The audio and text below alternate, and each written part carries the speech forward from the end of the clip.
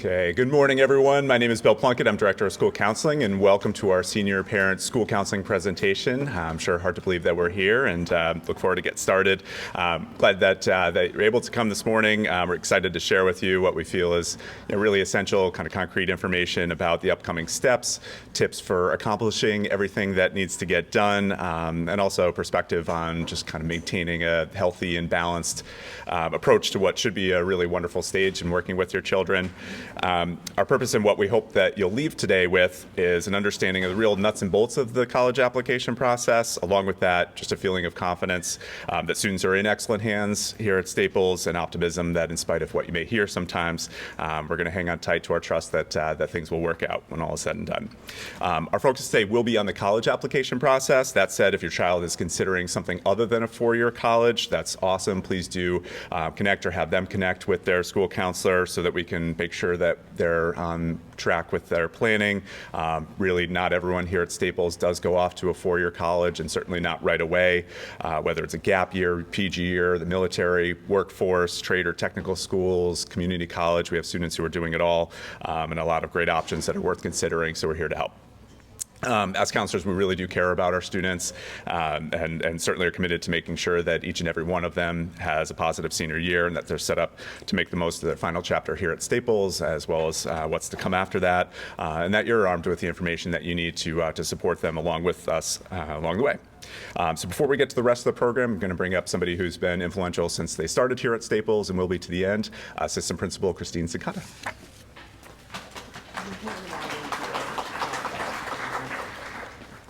Hi, welcome. So nice to be here. I don't mean for this to sound trite or cliched, but I honestly feel like we were just in this room welcoming you to our counseling department and our courses and everything that we have to offer here as freshmen. And I cannot believe that 3 years are behind us and we have this amazing year going forward. And I'm so excited to be here. I've grown up with your children. In my first year at Staples was their freshman year, and it's just been a really rewarding experience being a part of their lives over the past few years, and I'm so excited, and I keep telling them this, so excited for this senior year and everything they're going through this year. I wanted to introduce Mr. Jesse McCrae. He's my grade level assistant. You've probably spoken to him on the phone or received a phone call if there's some attendance issues, but he is here also supporting your children over this year as he's been the past 3 years, and we're grateful for your support. One thing I've said to several of your children, how is your senior year going? How are your classes? And I always ask them, are you leaving just a little bit of room for fun? Because that's what this is really all about. We know how precious this time is. And I just want to make sure that they're finding that balance still, because that is one of the things that they'll carry with them well beyond their years here. I'm excited for everything senior year has to offer them. And one of the best experiences that we offer at Staples for seniors is our senior internship program. So we're going to have our 2 internship advisors, Lauren Goldshore and Jessica Larrick, come up right now to talk to you a little bit more about what to expect throughout the year as we move towards the senior internship. Thank you so much for coming.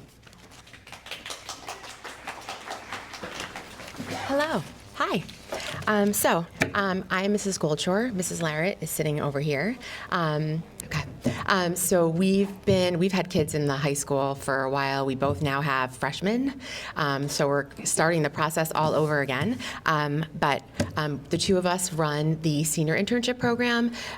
It is, I think, something the seniors or the high schoolers really look forward to once they start.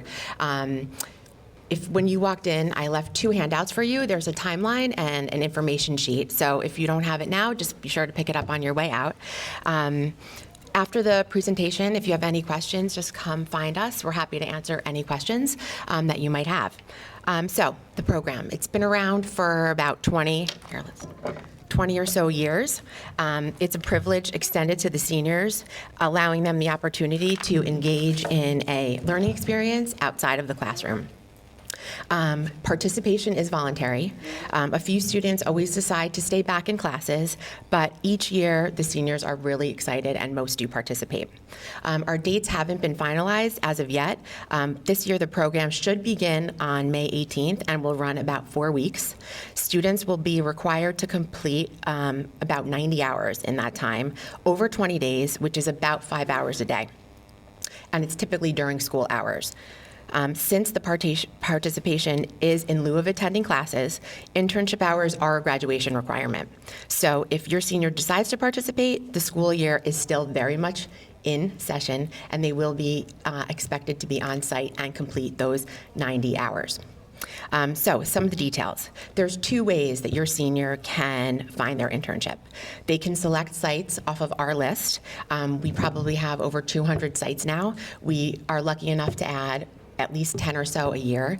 The list is always evolving, but we have sites across every industry, including the schools. And the schools are really popular. The kids really like to go back to their middle schools, their elementary schools to intern. We probably send back 25% of the class each year, so about 100 kids back into the schools. If you decide that there's nothing on the list that interests you, or you know of a site that you'd like to intern with, you can also do that on your own, and we will help the students through that process. But we have students that will intern at their PT offices, dance studios. There's equestrians every year that go back to their barns. So really, any after-school activity that they are doing, they can intern there as long as they haven't been paid previously or their parent is not an employee. Okay, so timeline, and this is on the sheet that you have. So right now, I would say in about a couple weeks, we're gonna start meeting with the seniors to go over the process in detail. In December, the list of sites will go live, and they'll have about a month to go through the list. It's not first come, first served, so they really have a whole month to go through the list and make some informed choices of where they like to go. They'll find out where they're going probably around April, and then they'll start their internship in May. That's really it in a nutshell. We're also always looking for new sites, so if you have a business and you'd love to join the program, just let Jess and I know, and we could work with you to set that up. And again, if you have any questions, please come find us after the presentation. Thank you.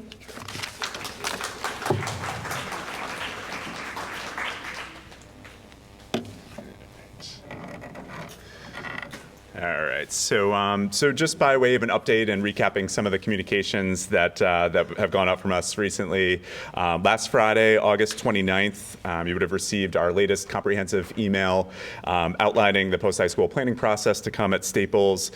We sent a second message through Parent Square that day that contained an unofficial copy of your child's transcript with grades through the end of junior year and their courses for senior year, so you as parents should have gotten that.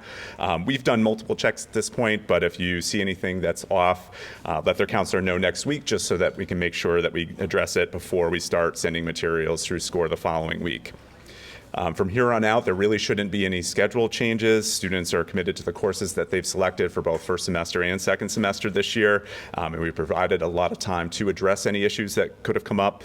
If they do need to lighten their load a bit, either by dropping a level in a class or by dropping a class altogether, they do have a little time to do that, but should be in touch with their teacher and school counselor at some point soon regarding any situation that may be arising. The deadline to drop a first semester or full year class and take a free period is Thursday, October 9th, but it would be too late at this point to add anything in its place.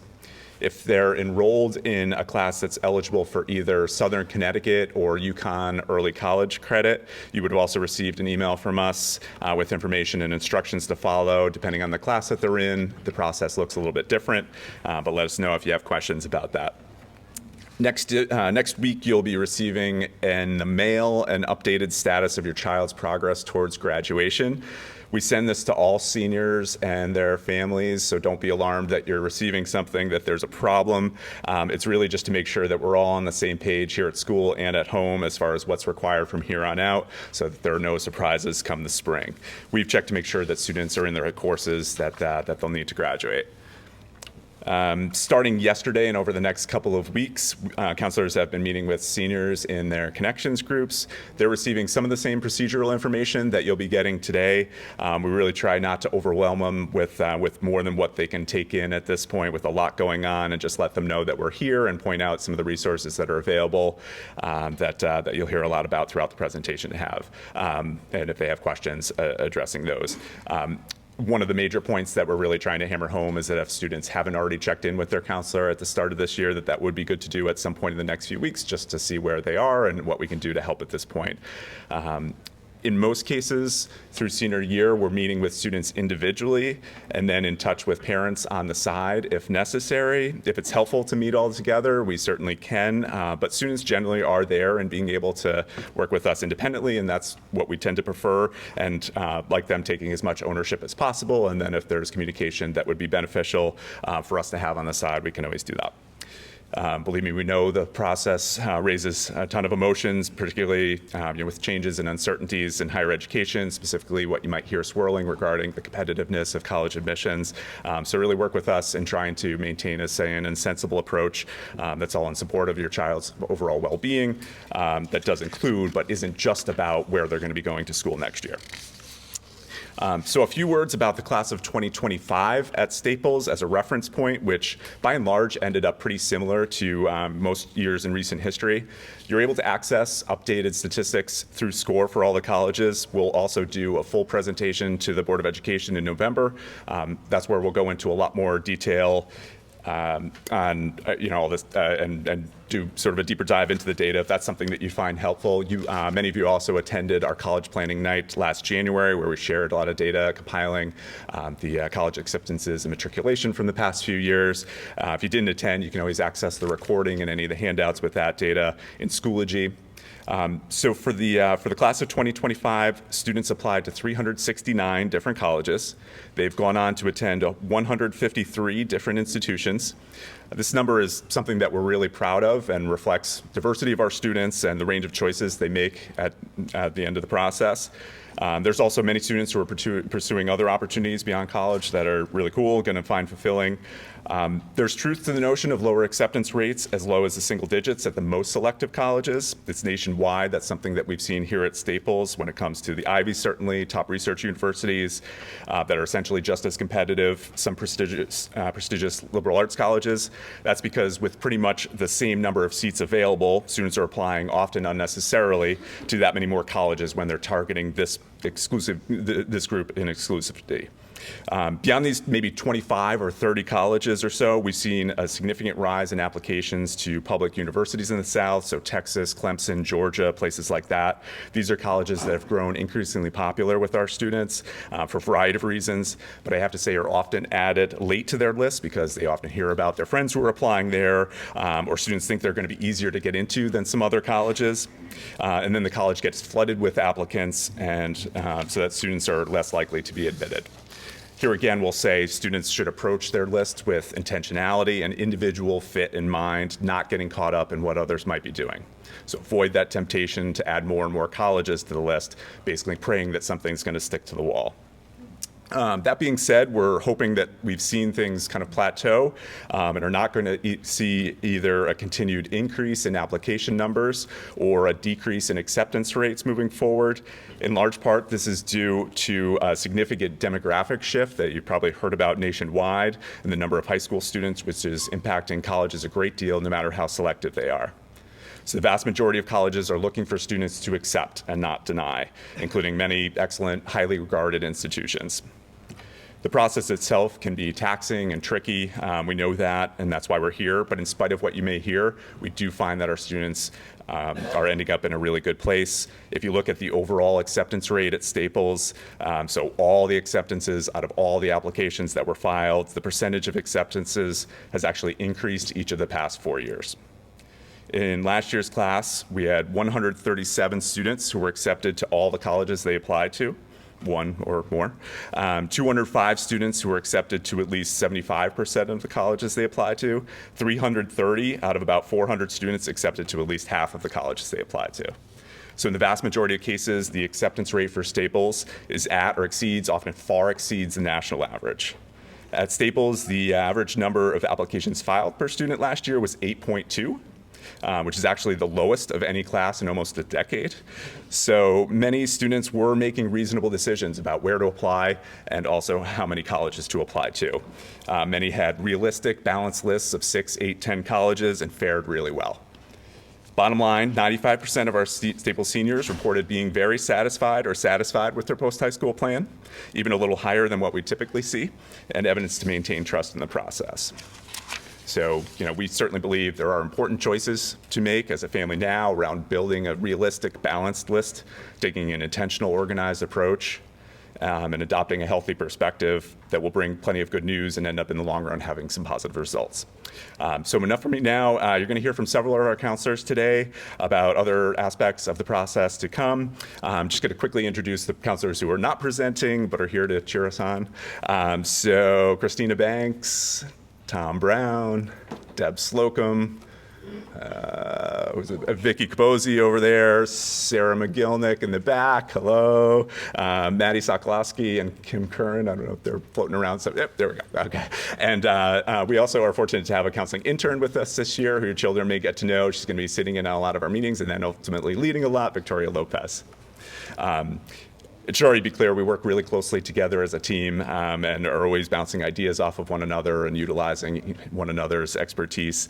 We also have our administrative assistant for the department, Monica McCabe, and department paraeducator, Catherine Napolitano, who are, I don't know if they're in here, they might be out, so welcome to everybody. But they're the warm, friendly faces who your children see when they walk into our office and are amazing. And someone who's instrumental to our process that also isn't here, but Susan Fugit, who will see throughout. She's our registrar and responsible for submitting what will end up being 5,000 transcripts and 15,000 recommendation letters by the end of the school year. So definitely somebody you want to they want to get to know and certainly deserves a hand. We are filming today's program thanks to our former media teacher Jim Honeycutt. So if you have friends who miss it or just want to get back and see some of the information, you'll be able to access the link. We'll send an email out probably early next week sometime. You should have received a handout in the door with the slideshow and another handout with a whole bunch of links. That'll get emailed out as well, so you have access to be able to pull anything up there. So thanks again for joining us, and I'm going to turn it over to Ms. Koshes.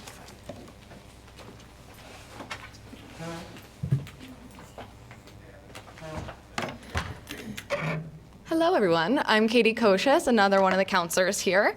Welcome back. We are so excited to be working with your students throughout this process this year.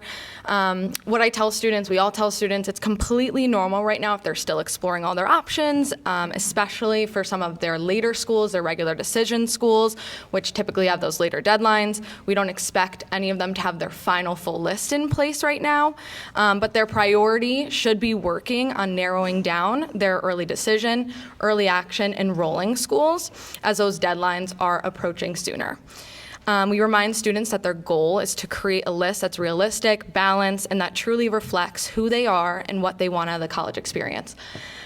Students' Common App college list will sync with their SCORE accounts, making the process easier and more organized. Next week, counselors will be in connections again to help ensure that this goes smoothly and walk the students through the process, and it will also be talked about later in the presentation by another counselor. As Mr. Plunkett shared, we are still seeing students apply to around 8 to 10 schools. When we've seen this, it's when the list is thoughtful and balanced. Students are admitted to most, sometimes all, of their schools that they apply to. While on the flip side, when students are applying to 10 plus, 15 plus schools, their acceptance rates actually go down. That usually happens when the list is heavy on reach schools that aren't realistic, that don't match what the student wants, that aren't good fits for them, which can lead to disappointment, students in our office upset, and probably a lot of stress at home as well. This is why we encourage students to really think in terms of balance. We say that a lot. A strong list may look something like this, with 4 to 5 target schools, at least 2 likely schools, and 2 to 3 reaches. Target schools are those ones that students fall right in line with the academic average admitted student profile for that school.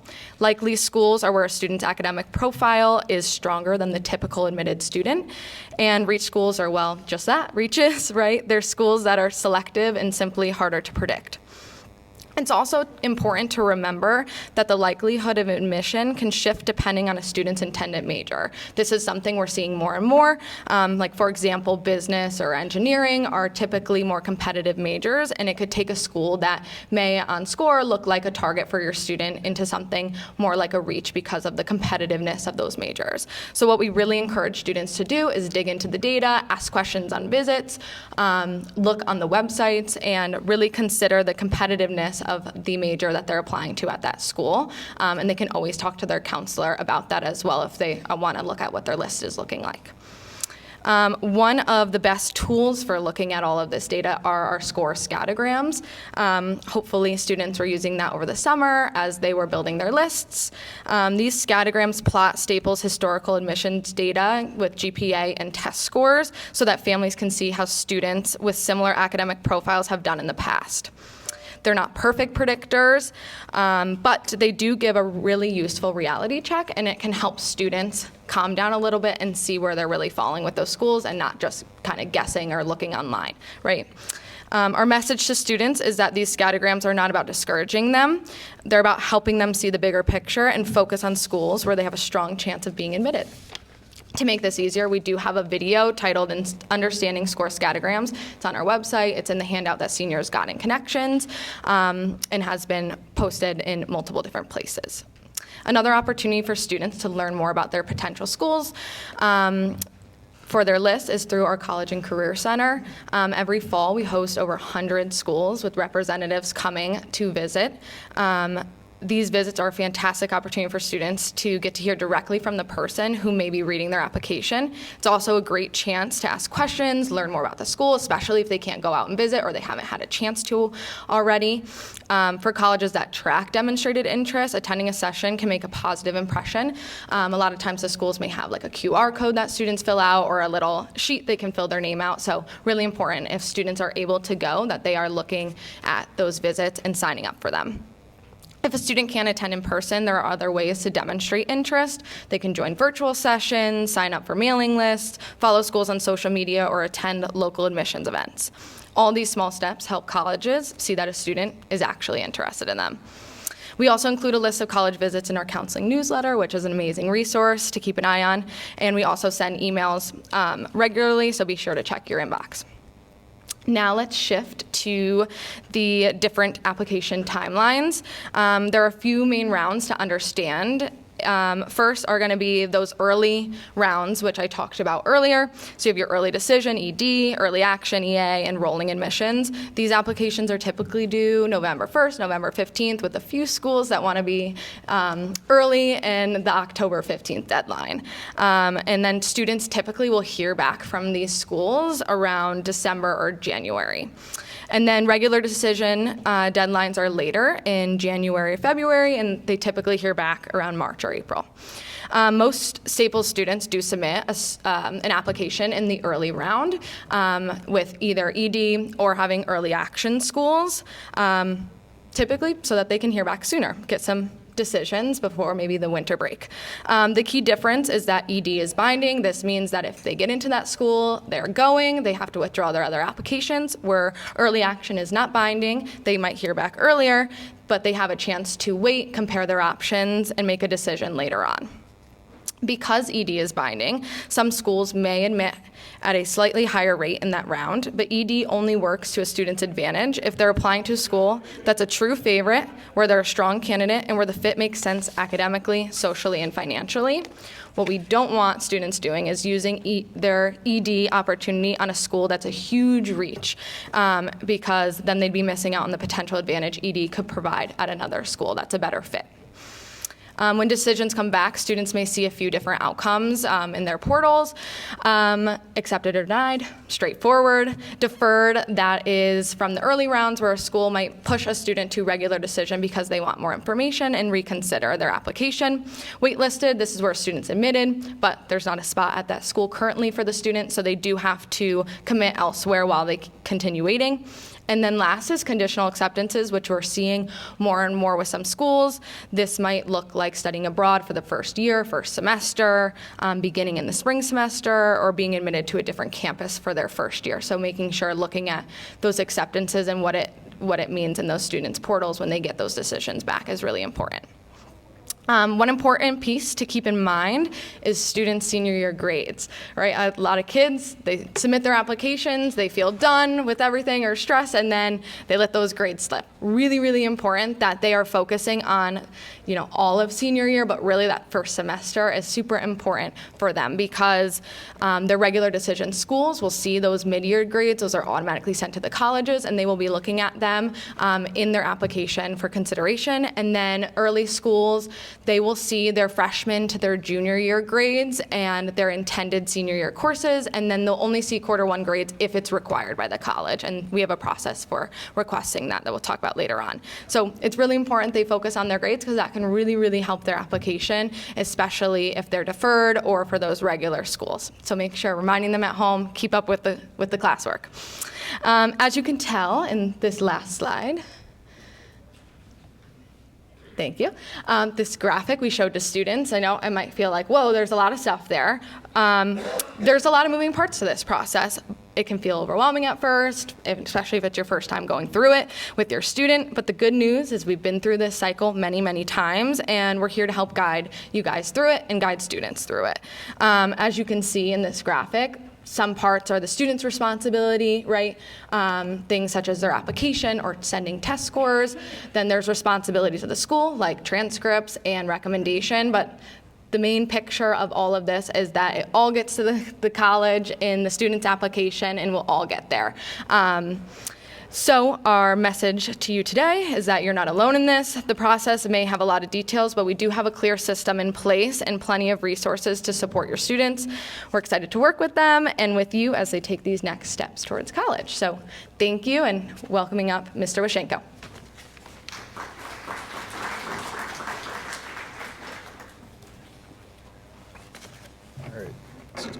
Good morning. My name is PJ Washenko, and I'm going to talk to you a little bit about the process that we're going to ask your students to follow that's going to allow us to send materials to these colleges. So there's a certain amount of lead up that they need to do on their side within their application, within their score account, that we're going to walk them through next week. We're trying to get into connections as much as we can with seniors these first couple weeks of schools to make sure they're doing those little things the right way.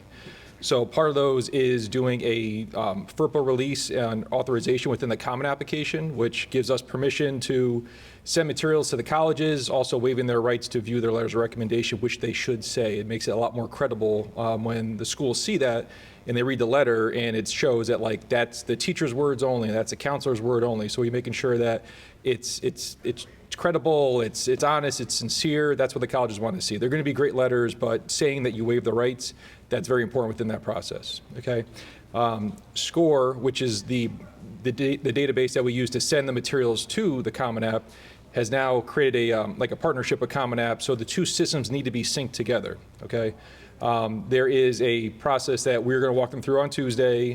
There's a process that you have to do as well as parents. Which is a waiver of rights that, again, gives us permission to send materials to the colleges. The students will do their part on their side. And again, it allowed the two systems to kind of communicate with each other. Materials from SCORE go into Common App. If your students are applying to non-Common App schools, they go directly to the universities. Okay? But again, for these to go properly, we got to make sure everything is done the right way, which is why we're going to walk them through that and connections next week. So you can see there's the steps that they're going to have to take to allow us to make their initial transcript requests. So those first two I mentioned, the questionnaires, which are very important to us to write their letters of recommendation, and I'll go into that in a little bit. We would want those completed ahead of time. We're already starting to receive questionnaires from students, from parents, which is fantastic because that way we have that stuff early, we can get it organized and get it ready to write our letters of recommendation. There's an activity list and resume requirement that we ask for students as well. If they have a resume, fantastic. They can share that with us ahead of the meeting. If they don't have a resume, they don't have to create one. They can just print out their activity list within the Common App, and it gives us similar information that's going to help us get a sense of what they do after school, which again, we can incorporate into our letters of recommendation. And then college list form is an important one. That's going to be them telling us where they're applying, when those deadlines are, what application platform they're going to be using as well, to make sure that like we see what the breakdown of the list is. We could have some conversations with your students. about, is that a nice balanced list? Do we need to think about some other kind of types of schools, maybe mix in a likely or something like that? But again, this is going to help us stay organized and make sure that we're sending all the materials to the right places.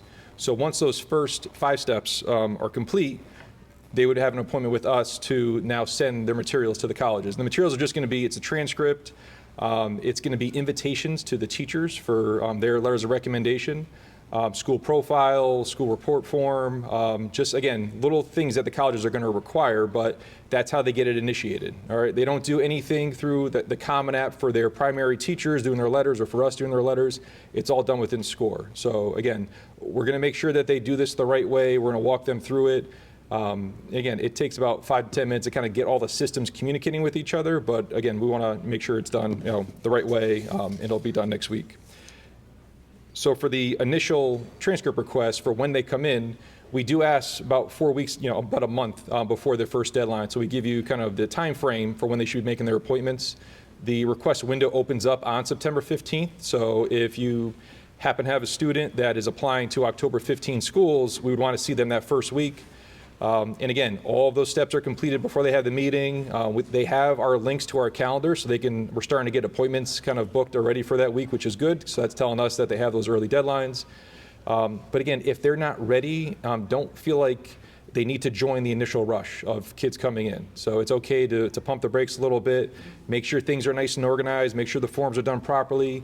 They don't have to have their final list when they come in for this meeting, but for the early schools, to give us time to process the materials, to write the recommendations, to collect the teacher recommendations as well and get them all sent out to the college, it takes time. So that's why we need those 4 weeks, because it's not just a handful of students, it's a bunch of students doing those early applications.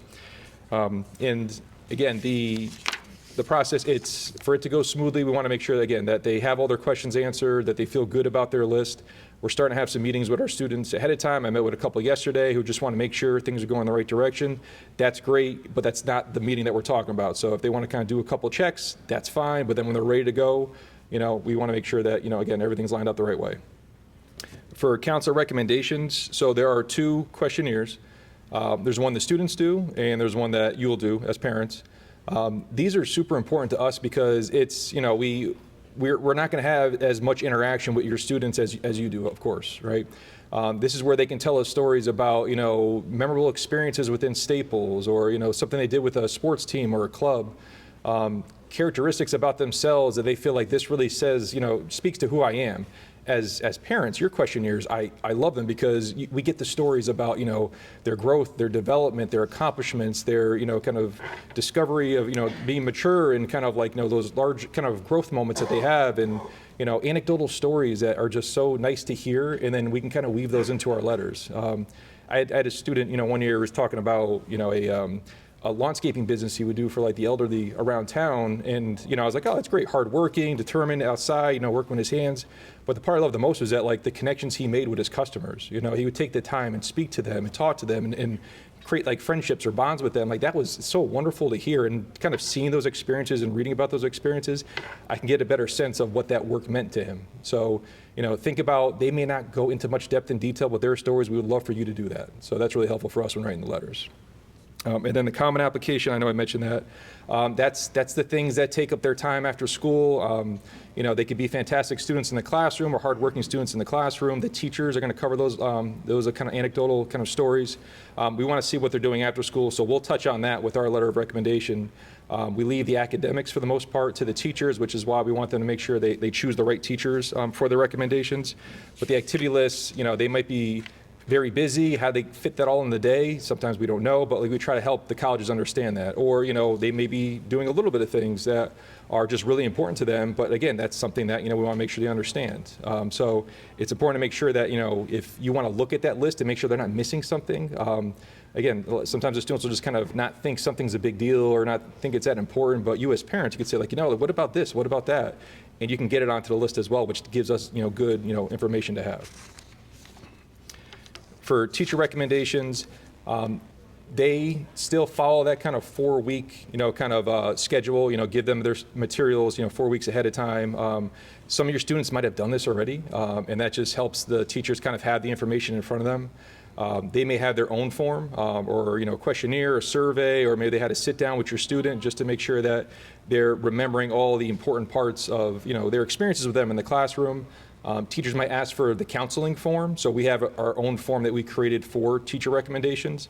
It's all on the website on our forms page. Our students have links to these pages. But just like with our forms, with the teacher forms, we want the students to go into depth, go into detail, tell a story about a memorable experience they had in the class, or a really fun presentation they did, or how they enjoyed the conferencing they might have had with the teacher that really helped them, develop their essay writing, or really helped them, show that growth as a student within a certain subject area. The teachers will remember those experiences and speak to those experiences, which is going to make them a lot more genuine, when they write those letters. Detail is great, with this. We do encourage our students to, make sure their teachers are aware of the process. After they said yes to the letters, they send the letters. We don't want them just to forget about those teachers, because as much as we're in their corner cheering them on, wanting everything to work out for them, the teachers are doing that too. And the teachers they're not required to write letters, so they're taking time out of their day to write these letters to help your students while teaching 4 or 5 classes. So it's really good to encourage your students to, maybe remind them to check in with those teachers, maybe tell them, oh, hey, I got into my first school, or when they know where they're going, I'm going to, X university. The teachers get really excited about that. So I'd say update them. The thank you cards are really nice too. It's a little, kind gesture to do, and I think the teachers really do appreciate that. Counselors appreciate it as well, so mix that in there. Supplemental recommendations. So this would be something that's like an additional letter for something from someone that sees your student in another type of setting other than Staples. So it could be coach, employer, clergyman, advisor, mentor, researcher, whatever. Not everyone's going to have these, and that's totally fine. But these are meant for people who are going to provide more additional information in different contexts. That's going to kind of show a different side of your student that might be helpful in the review process. Not every college wants this either, so you got to be very careful about sending a college too much information. So if your student is thinking about this, but they're unsure if the college will actually receive it, send them in to see us. Okay, we can find it very quickly to say this school wants it, this school doesn't, or who's the person that's writing this letter? Who are they to you? What might they say? And then thinking about is that going to add something to the application? If it doesn't, it might just slow down their process. Okay, so we want to make sure the colleges have everything they want, by the deadline, so they can do their review. Because, like we mentioned, there's lots of applications that are going out there. There's a lot of review that's going on. So we don't want to slow down their process. So it's important to make sure that we're giving them, your students are giving them exactly what the colleges are asking for. Okay. For additional requests for transcripts and recommendations, we're really going to try to hold firm on separating this process. Ms. Koshes talked about early applications, early decision, early action, rolling. We really want to just have those in the initial stages of the request process. So that would be starting September, October, November, trying to get those early schools within that window of time. So that way we're dealing with less kind of overflow of requests, and it's a smaller list of colleges. It helps us get the materials out faster, more efficiently, gets it to the colleges quicker. Whereas if you did everything at once, it just clogs up the system. There's more colleges, there's more letters, there's more transcripts, and the turnaround is not going to be as fast as we would want it to be, or as fast as your students are going to want it to be either. So we're going to hold firm on having the early colleges be in that initial stage, starting in December. That's when we'll take the regular decision schools with the later deadlines. The materials for most of your students, who do the initial process, they're going to be in the system already. So we don't need the 4 weeks anymore. It's like a 1 week turnaround, sometimes even less than that. But we want to make sure that it's separated. It's going to help us, help them, help you, and help Mrs. Fugit as well, and make sure that materials go out at the right time, quickly to the colleges, and everything is where it should be when it should be.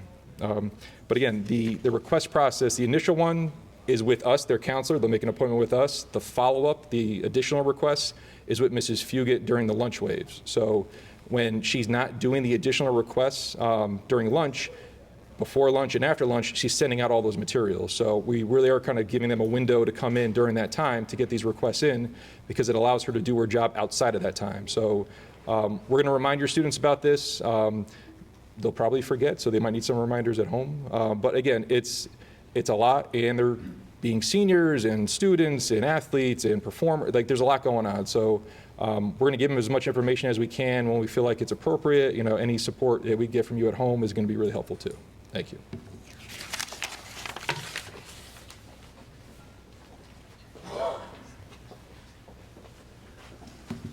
Good morning, everyone. I'm Roy Colson, one of the school counselors. So I'm going to start with applications, essays, and standardized tests.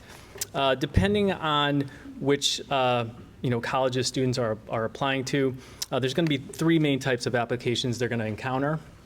The common application is the most widely used application.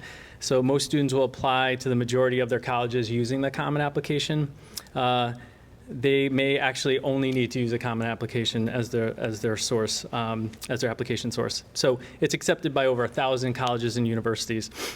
Students will complete a core application entering information such as demographics, their education, activities, honors once, and can reuse that information for every Common App college that they apply to. So that's sort of the beauty of it, is they're doing some of this information once and not having to repeat it for every college they apply to.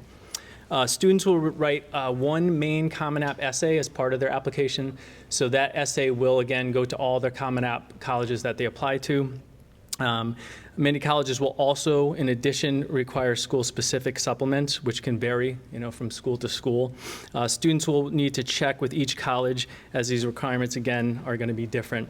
Important to mention, too, that additional essays or questions that might be required for a given college may be located in a supplemental writing section. It could be in questions that are asked of students. So students are, again, you're going to want to take time when they're looking at their applications and filling out the Common App and just be clear as to what each college is requiring in above and beyond the main part of the essay. Students should have created a Common App account by now, which is nice. Last spring, counselors teamed up with English teachers to do an introductory workshop on the college essay in the Common App. So we helped students register for the Common App, gave them an overview of the different sections so they were familiar with it. And so it's something that's not foreign to them at this point. We also introduced them to all the Common App prompts. So there's 7 choices, 7 prompts that they can choose from for their essay. So they should be familiar with that, and they were able to brainstorm and do some activities on the prompts. So we also shared with them tips for completing the Common App. We like to stress this, that we have a series of application guides available for students, really helpful for them to use as they fill out the Common App. There's certain specific information that the Common App is going to ask for when they're filling it out, such as the GPA. Sometimes they can get confused. We report a 4.0 weighted GPA. So any of the frequently asked questions we got from students, we created a guide that really helps them as they're going through the Common App. And it really goes through each section. So we really stress and want students to reference that. It's really helpful for them. And also, all seniors should have a Class of 2026 folder. Again, has a lot of the guides, a lot of the workshops we did, the materials we used for brainstorming essays, recordings from the summer workshop we did on the college essay. So a lot of resources available for students, and we hope they utilize them. Another application method that's available for students, SCORE actually has an application feature that students can use to apply to colleges.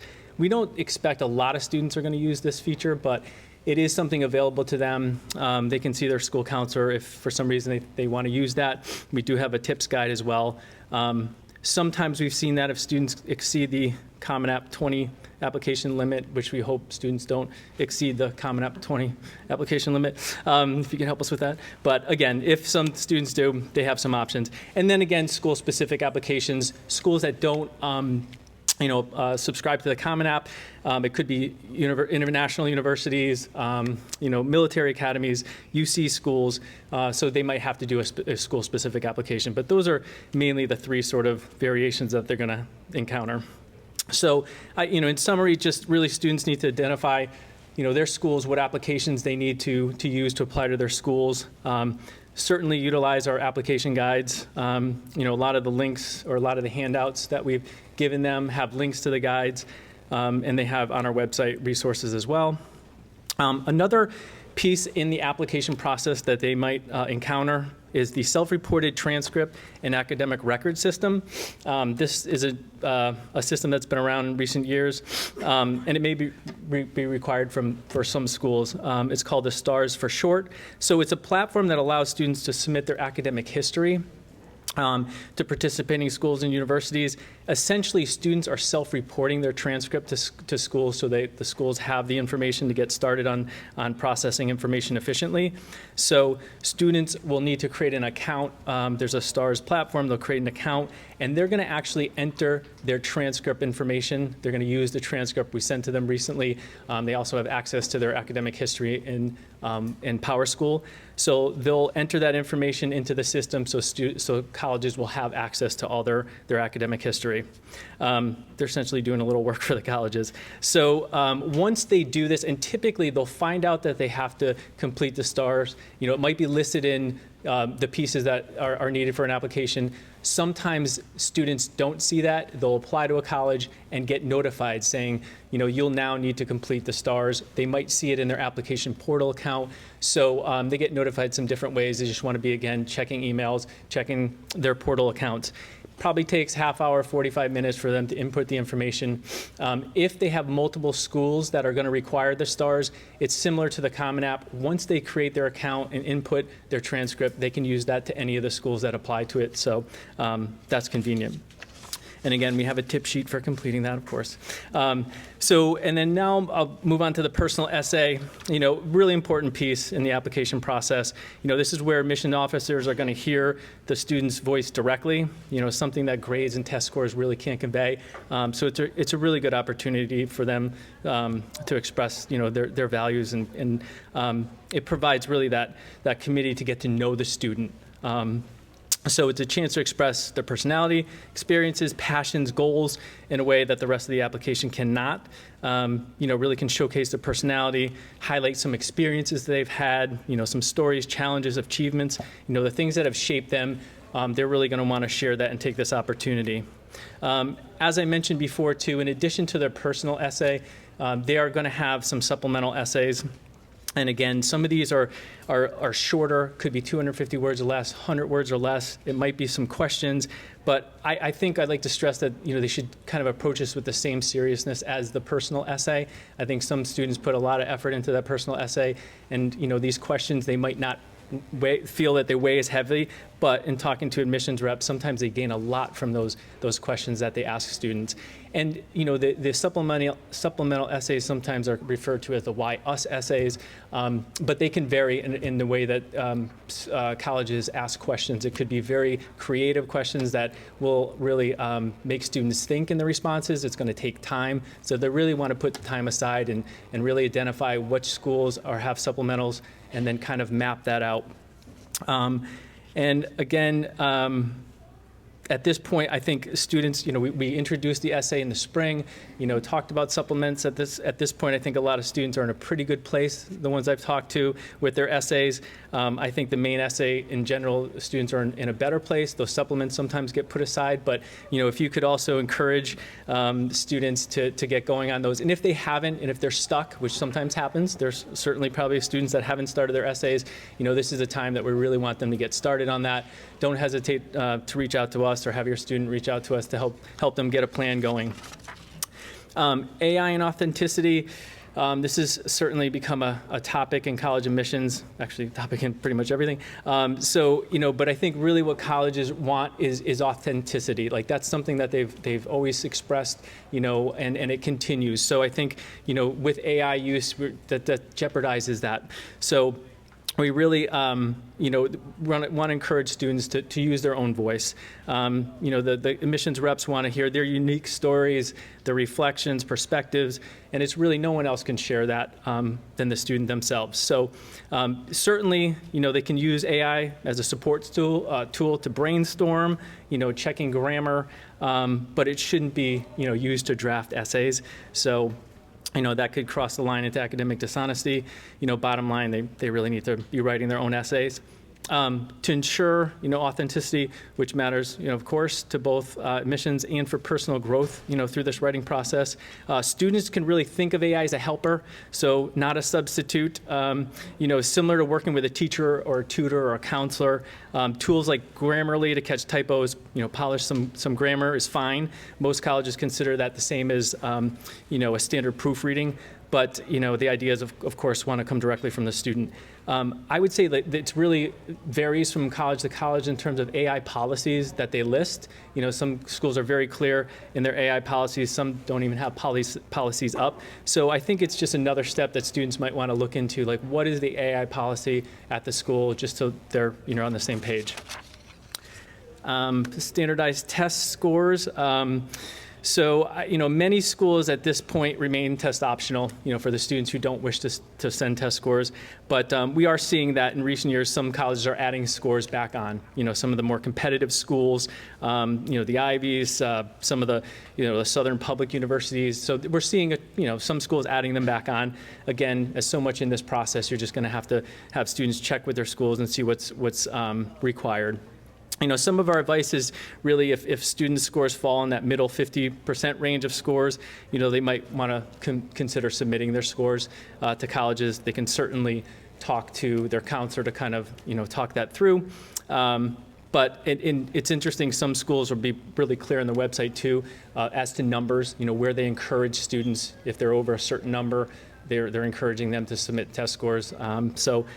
They could check with their universities as well. I would say also when they come to see reps, when reps visit Staples, and if students are attending those sessions, or if they're visiting colleges, maybe it's a question to ask to, do some of the schools have a cutoff or some suggestions when to submit test scores or when not to submit them. For students that are still taking another test, some of the fall dates still work. I would say for those early decision, early action schools with November 1 deadlines, they're probably going to, September and October should still work. But again, plan accordingly. The websites have all the lists of the dates, and colleges will also sometimes list what test scores they'll still accept.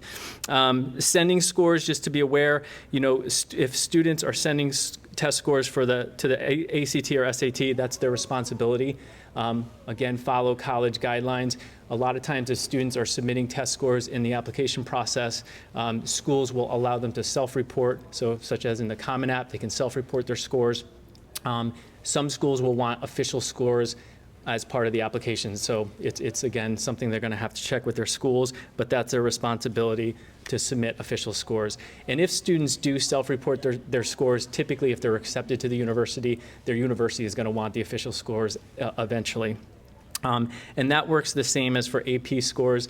If students want to self-report their AP scores on their application, we typically see 4s and 5s. If they're proud of their scores, they can submit them unofficially. And then if they're going to attend the university and get credit for it, they're going to want to send the official scores later on in the process.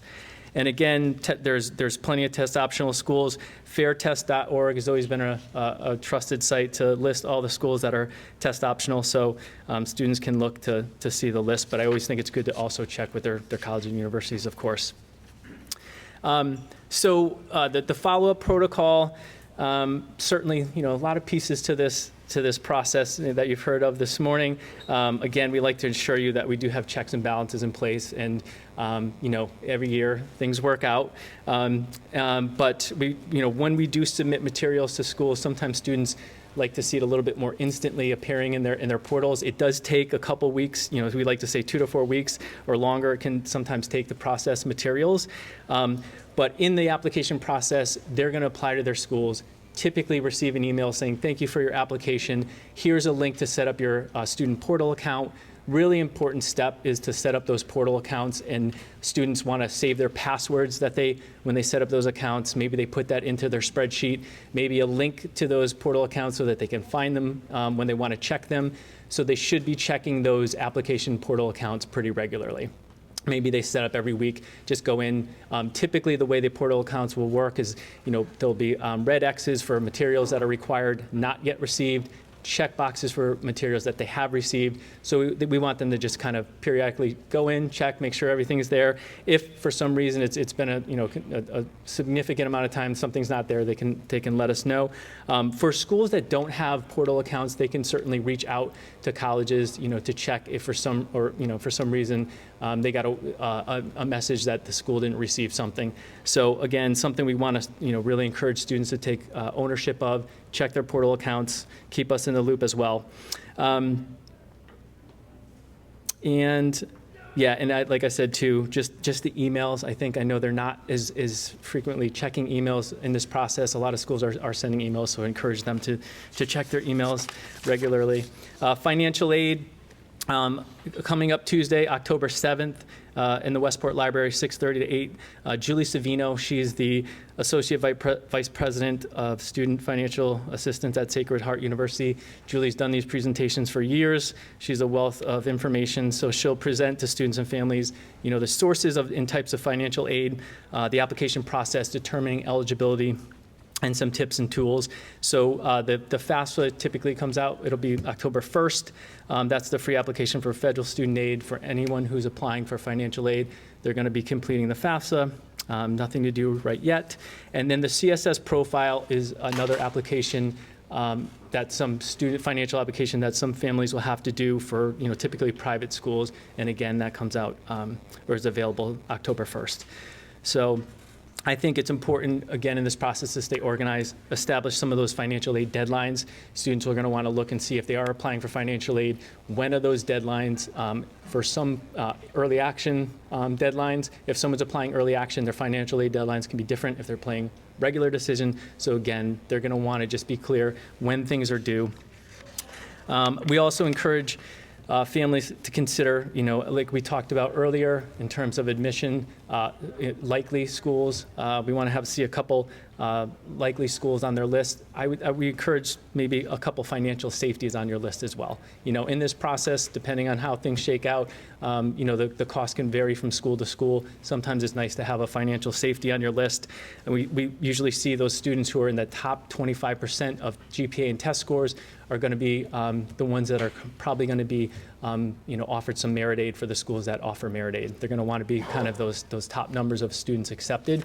And for some students too, that could often also be qualification for an honors program. So sometimes that can entice students, they're going to get some good merit, they're going to be in an honors program, it's going to help their parents out paying for this. So, consider that too, having like a financial safety. Scholarships. So when it comes to scholarships, there's some sources we want for you to consider and keep in mind. The colleges themselves, that really tends to be where the largest source of scholarship money is going to be coming from. So again, that's where students are going to want to look for that. When you're in those top 25% of test scores, GPA is where you're going to want to be looking to get money. And another piece we just like to remind you too, when you're looking to apply for scholarships or earn scholarships at schools, typically when students apply to a college, they're included in all the scholarships just by their application, but sometimes there might be some specific departmental scholarships, maybe for art or something, so just students are going to want to check. And then just again, look at those deadlines. Sometimes the scholarship deadlines for some schools are ahead of regular decision deadlines, so you just want to know when you have to get the applications in. So again, checking the websites is going to be important and just keeping it on the spreadsheet. Look to some community organizations you might belong to. Employers sometimes have scholarships. We have Staples tuition grants and local scholarships, really good opportunity. They're typically need-based scholarships that students might qualify for. More information will come from us in the second half of the year. We will have a scholarship workshop in February. It'll be during all the lunches for students, so they're going to come in and get some information in the College and Career Center of scholarships, local scholarships. They'll get a list of scholarships available that they can see if they would qualify. Some have GPA requirements and such. So that's more coming down the line. National scholarships, certainly we have links on our websites to national scholarships. They're just much more competitive. So, but there are, some links if students want to explore national scholarships as well. And don't hesitate to contact Ms. Zeigler in the College and Career Center. Students are, she's available to meet with students as well. So, I hope you've heard the message here today too. Is really, we're here to help students. There's a lot of pieces to this, so don't hesitate to reach out to us. I think our website is a pretty good source of information. A lot of the checklists we share, sometimes the feedback from parents is that, share that helps them a lot. So. And remember, it all works out. It's going to be fine. Every year, it works out. So thank you so much.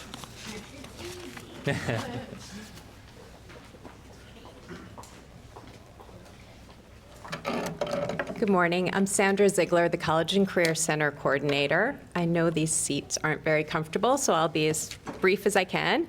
I just wanted to start by sharing that I've been through this process myself very recently. Just 2 years ago, my daughter, who's my younger child, was just starting her senior year of high school. Now she's a sophomore in college, and my son, who graduated in May, is living and working abroad. So the time passes quickly. The journey is still fresh in my mind, and I know firsthand the range of emotions that come with it. After taking all the information we've shared, you may be wondering what you can do to help your child. The good news is that there are some meaningful ways you can guide and encourage them throughout this process. The first, and pretty straightforward, is that you can help your child get and stay organized. Let's face it, most teenagers have a hard time with this, need a little bit of help, but rather than doing it for them, work alongside them to keep things on track. A great place to start would be the College Planning Organizational Chart. It's available on our website and in student Schoology accounts. It's designed to help track those applications, deadlines, testing policies, portal links, login credentials, and more. You can also assist your child with scheduling the college visits, whether virtual or in person, and do encourage them to sign up for the college visits that happen right here at Staples. An email will go out later today with details on that. As PJ mentioned before, be sure to complete the counselor recommendation questionnaire as completely as possible. This will be a huge help for counselors. And you can help your child take the long view. The process doesn't end when they hit submit in the application. The next phase is just as important. The follow-up tasks like reading emails, a big one, checking the portals, uploading documents. Think of these tasks as the very first assignments of their college career. And of course, logistics are just part of the process. Even more important is how you talk with your child about the process. One of the best ways to support them is by fostering open communication. The admissions process can feel like a roller coaster. Let your home be a safe haven from the outside pressures. Create an environment where your child will feel comfortable, sharing at their own pace and in their own way their fears and hopes about the process and the next step. When college does come up, keep the focus on their well-being and not on a particular outcome. At the same time, don't let college talk overtake all your conversations or outings. And I'm going to admit this one was a hard one for me. Anyone who knows me knows I love to talk about this, and this is the best part of my job. But my daughter kindly reminded me that I had to tone it down at home. Good communication lays the foundation, but helping your child see the bigger picture is what's going to keep them grounded. As Ms. Cincotta mentioned earlier, help them to enjoy senior year. This is a really special time in both of your lives. Encourage a healthy balance. Academics, extracurriculars, and just simply spending time with their friends. This year is going to bring a lot of lasts of their high school journey, so be sure that you and your child take time to savor each of them. Set realistic expectations, especially around highly selective schools. Remind your child that a rejection is not a personal failure. Those colleges could fill their classes many times over with qualified applicants. There simply aren't enough seats. But rejection is not a reflection of is a reflection of a highly subjective process. It's not at all a judgment of any student's talents, abilities, or potential. Celebrate every acceptance with your child, whether it's their dream school or their likely school. Every school that's on their list was put there for a reason, and your excitement and enthusiasm will set the tone to help your child keep all the options on the table and make the best decision at the end of the process. One of the most important lessons I've learned through my work and with my own experience, it's not about where they go, but it's very much about what they do when they get there. There's a world of possibility waiting for your child no matter the sweatshirt they wear on May 1st. When a student finds the right fit, they will thrive on campus in ways that can surprise even us as parents. My daughter, who was pretty laid back in high school, has become quite involved on our campus, stepping into leadership roles and pursuing activities that she's passionate about. And I really believe that that's only because she found the community where she felt she belonged. So how do we help them not only choose a college, but thrive once they're there? With so much of the focus on the process of getting into college, it's even more important to talk about the day-to-day realities your children will face once they get to campus. There will be times when they feel lonely and uncomfortable. They may even question their choice, and that's perfectly normal. Remind them that everyone is experiencing these feelings, despite what their social media feed might be telling them. Encourage your child to put themselves out there, try new things, and meet new people. It won't always be easy, but this is a time of tremendous growth. I saw this firsthand with my son. He was the type of kid who always had his head in a book, but he really wasn't as far along in the life skills department as I might have hoped. Attending college in France, he lived in an apartment off campus. Just a couple of months into the school year, his landlord announced that he was selling the apartment that my son lived in. He was 17 and on his own in a foreign country. But he managed to find a new apartment, move himself in with the help of an Uber and a couple of brand new friends.